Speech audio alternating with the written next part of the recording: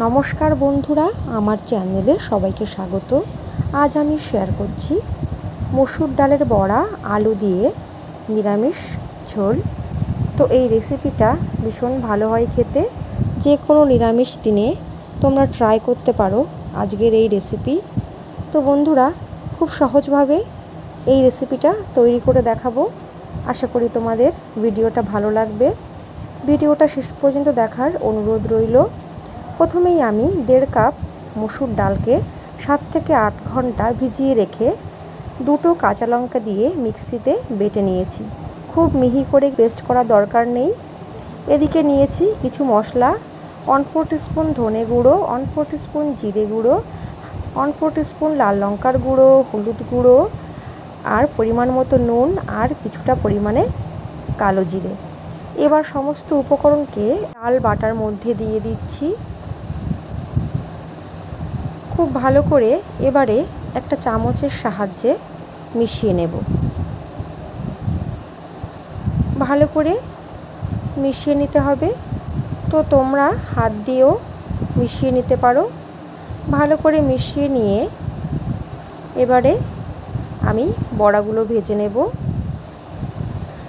তার জন্য বসিয়ে দিয়েছি একটা কড়াইটা বেশ ভালো করে গরম করে নেব। ভালো করে গরম করে নিয়ে দিয়ে দিচ্ছি পরিমাণ মতো সর্ষের তেল।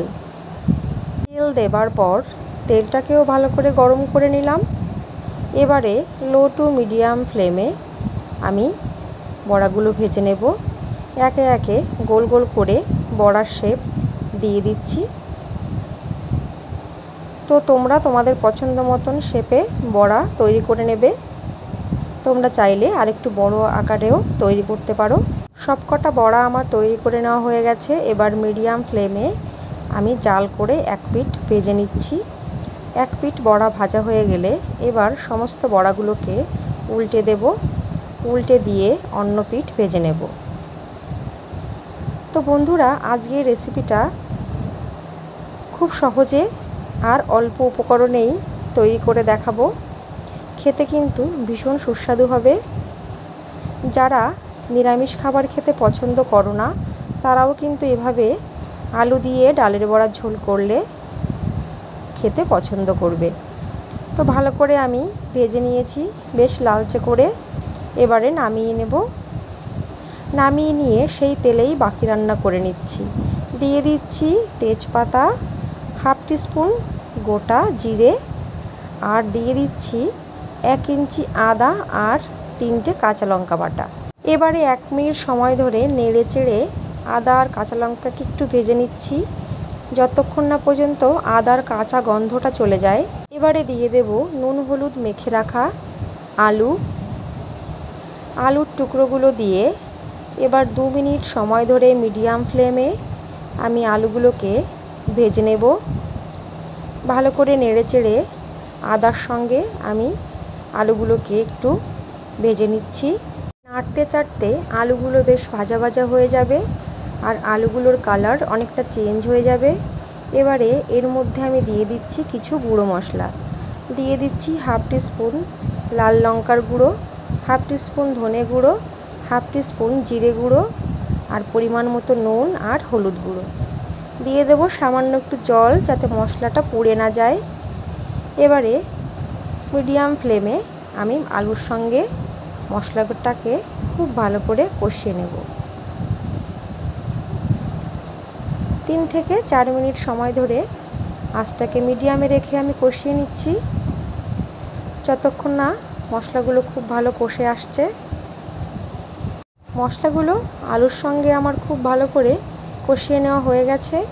এবারে দিয়ে দিচ্ছি পরিমাণ মতো জল। জলের পরিমাণটা একটু বেশি দিতে হবে, কারণ বড়ার ঝোলে জলের পরিমাণটা একটু বেশিই লাগে। কারণ বড়া যখন আমরা ঝোলে দেব তখন বড়া কিন্তু অনেকটা ঝোল টেনে নেবে। তো সেই বুঝেই জল ব্যবহার করতে হবে। এবারে আমি নেড়ে একটু মিশিয়ে নিচ্ছি মশলাটা। মিশিয়ে নিয়ে এবার ঢাকা দিয়ে দেব। ঢাকা দিয়ে মিডিয়াম ফ্লেমে আমি 4 থেকে 5 মিনিট ঝোলটা ফুটিয়ে নেব, যাতে আলুগুলো বেশ ভালো সিদ্ধ হয়ে আসে। 4-5 মিনিট মিডিয়াম ফ্লেমে ফুটিয়ে নেওয়ার পর এবারে আমি ঢাকা তুলে নিচ্ছি। আমার আলুগুলো কিন্তু 80% সিদ্ধ হয়ে গেছে। এবারে আমি দিয়ে দেব ভেজে রাখা বড়া। ভেজে রাখা বড়াগুলো দিয়ে আমি আবারও ঢাকা দিয়ে দেব 3 মিনিটের জন্য, আঁচটাকে লো টু মিডিয়ামে রেখে, যাতে বড়াগুলো বেশ ভালো সফট হয়ে আসে।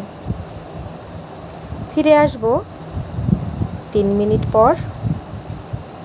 3 মিনিট পর ঢাকা তুলে নিয়েছি। দেখো বন্ধুরা, ঝোলটা কিন্তু অনেকটাই টেনে নিয়েছে। দিয়ে দিচ্ছি সামান্য একটু চিনি আর বেটে রাখা গরম মশলা। এবারে ভালো করে ঝোলের সঙ্গে গরম মশলা আর চিনিকে মিশিয়ে নেব। মিশিয়ে নিয়ে আমি ঢাকা দিয়ে দেব। তো বন্ধুরা, আজকের রেসিপিটা খুব সহজ পদ্ধতিতে তোমাদের তৈরি করে দেখালাম। খেতে কিন্তু ভীষণ সুস্বাদু হয়। আশা করি তোমাদের সকলের ভালো লাগবে। রেসিপিটা ভালো লাগলে লাইক, কমেন্ট, শেয়ার করার অনুরোধ রইল। আর আমার চ্যানেলে নতুন বন্ধু হলে আমার চ্যানেলটা সাবস্ক্রাইব করে আমার পাশে থেকো। সকলে খুব ভালো থেকো, সুস্থ থেকো। দেখা হচ্ছে পরবর্তী কোনো নতুন ভিডিওতে।